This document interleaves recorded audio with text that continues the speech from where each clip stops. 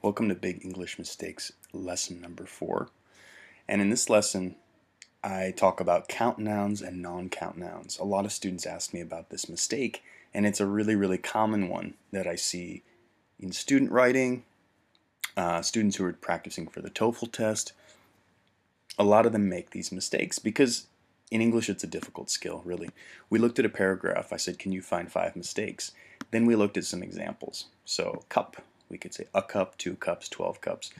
But some things we can't count. For example, money, air, homework, furniture. These are non-count nouns. How do we know if a noun is a count noun or a non-count noun? Well, certain things like countries, we can count. Cotton, we can't count. And we start to learn about that. Countries, we have 1 country, 2 countries, 3 countries. But cotton, when you look at your shirt, how many cotton? No.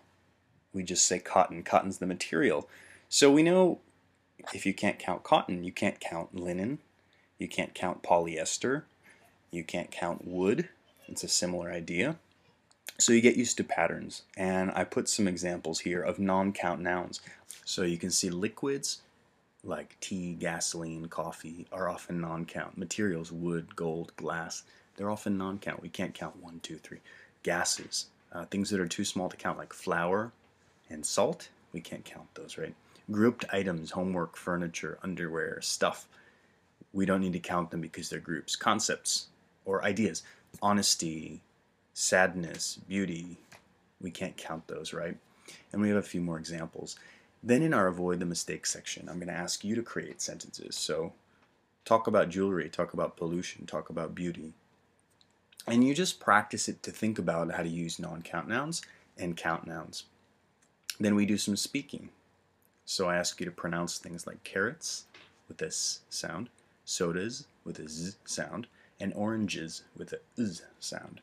Then I talk about how you know how to pronounce the final s sound in a plural noun. So a student sent me some sentences. So I think that if we look at some of these sentences, it'll help us think about count nouns and non-count nouns. For example, jewelry, homework, population. These are non-count nouns, and this student made some good sentences using those nouns. Here's one mistake. Milk is a good source of calcium. Here it should be a good source of calcium. We're going to learn more about that in our next lesson, mistake number 5. But we need a because it's one source. It's the same thing here, a 0-calorie drink. Drink is a count noun, so we can say a drink, and it's 1. Here, we know it's a single thing, we should use a. So, I hope that this was useful. I hope you guys try the lesson, enjoy it, and I hope to hear from you soon.